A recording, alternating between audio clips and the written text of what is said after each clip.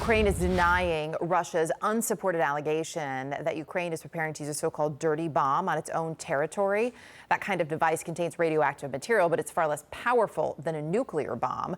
Russia's defense minister made the claim during calls with his Western counterparts, including U.S. Secretary of Defense Lloyd Austin.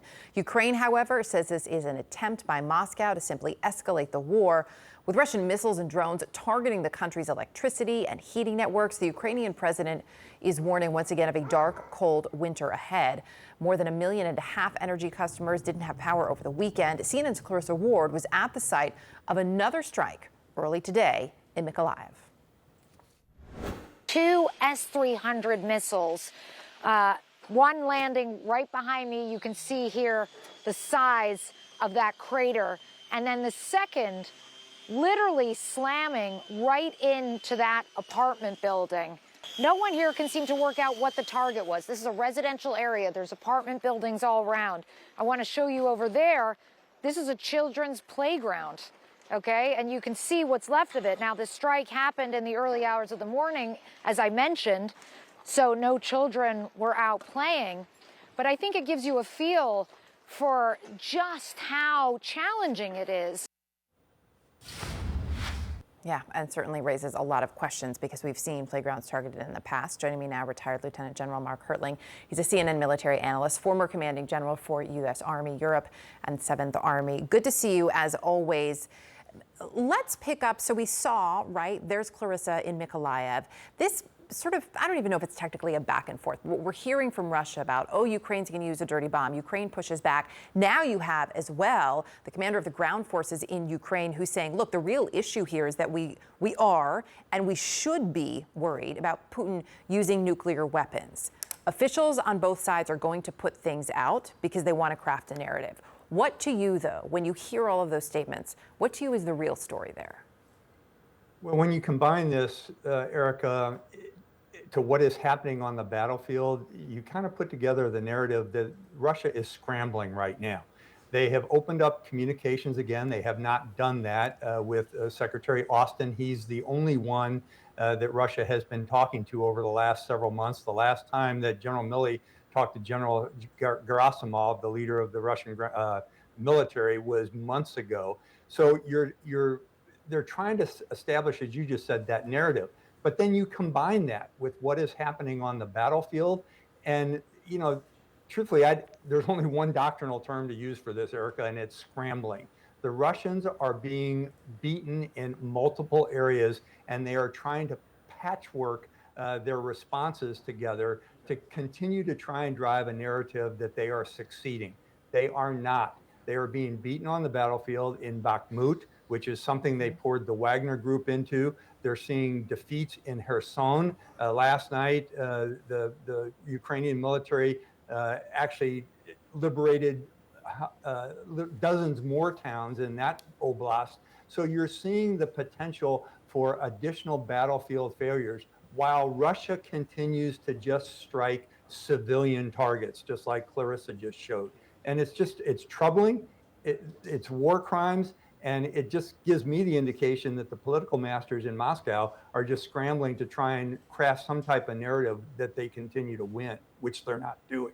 When you talk about the scrambling, I was struck by some accounts that were given to CNN by people in Kherson who understandably didn't want their names used. They were worried about retribution, but just talking about the movement that they're seeing there on the ground, that Russian administrative officials are moving out, that new troops who seem to, in the words of one person, not really know where they are or what they're doing, seem to be moving in. The moves that we're seeing in that area, yes, could be further evidence of scrambling and issues, but on a broader level, this is also a really important area right now. It is critically important. And what you're seeing on the Russian side is what's called a tactical withdrawal. That's the official name for it. Again, a very tough military operation to execute because you're leaving some people in contact while you're trying to withdraw your troops in other places. The Russians have been in trouble in Kherson for about 5 weeks now. They have forces on the western side of the Dnipro River, which are about to be surrounded and captured by Ukrainian forces. They have been attempting to encircle those forces for several weeks now. And they know that they've got to pull the administrative government that they've in place and when I say they, I'm talking about the Russians, that they've been placed out of that area during the withdrawal, and it's going to be chaotic. So yes, they have put more forces in there, but the forces that they're putting in there, Erica, are the same ones we've been talking about for months that have been mobilized that, number one, aren't very good, and number two, they're joining units that have been mauled over the last several months, so morale is very low. It's a disastrous operation that's being conducted in the south, while at the same time the Wagner Group is starting to lose in the northeast. Really quickly before I let you go, at the beginning of the war, when there was targeting specifically of infrastructure and sending people out of Ukraine, there was talk that part of this plan, right, was to flood Europe and the West with refugees, to break down some of the support for Ukraine. Could some of that infrastructure targeting be an effort by Putin to do the same thing now, heading into winter? Oh, it's certainly doing that. That's exactly what he's doing. He is creating or attempting to create a humanitarian disaster without heat, without water, without electricity, all those things that a civilian population depends on. But what we are finding interesting in Kherson is, as Russia is telling the citizens of Kherson to go east and get out of the area because they're afraid that they might be injured, at least that's what they're saying, many of the residents are staying there. It's almost like the decision, do you stay or leave during a hurricane? Are you going to be there when the battlefield happens to be increasingly intense over your house? That's what's happening. And what we're seeing is many Ukrainian citizens are countering that threat by staying in their homes in the Kherson region, which is just phenomenal. But the winter's getting tougher. It's starting to get much colder now. Yeah. And without electricity and heat, it's going to be difficult.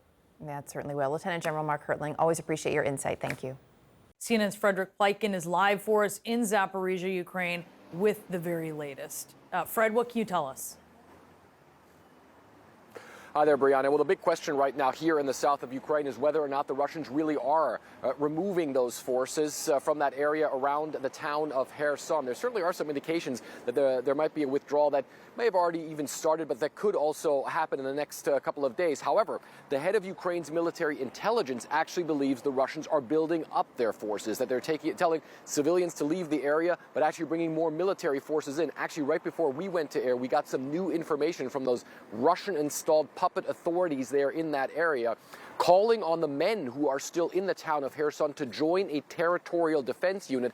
It could be an indication that the Russians want to make a stand, but really, right now, very difficult to say. The Ukrainians say on the ground, on the battlefield, they continue to make gains down here in the south. Russians are making this claim without any evidence that Ukraine has some kind of plans to use a so-called dirty bomb. That would be some kind of a bomb with radioactive residue attached to it. Yeah. The U.S. dismisses this. What's been the international reaction to this? Yeah, first of all, the U.S. dismisses it. You're absolutely right, John, but also the international community, most countries seem to be dismissing that as well. It was interesting because the defense minister of Russia, Sergei Shoigu, he said all this in a call with Lloyd Austin, the Secretary of Defense, but also with the defense ministers of France, Great Britain, and Turkey as well, making these claims. Now, France, the U.S., and Britain, they came together and they had a common statement saying that this is transparently false information, and they say that they really hope the Russians don't use this for some sort of escalation on the battlefield of their own. That's also what the Ukrainians are saying. The Ukrainians are saying, look, first of all, they're a member of the Non-Proliferation Treaty. Second of all, they don't have any sort of nuclear weapons or a nuclear weapons program. They also believe this could be the Russians making some sort of move. It's really unclear, John, what exactly is behind all this, but certainly some pretty troubling rhetoric coming there from the Russian defense minister. All right, Frederick Pleiken in Zaporizhia. Fred, stay safe. Thank you.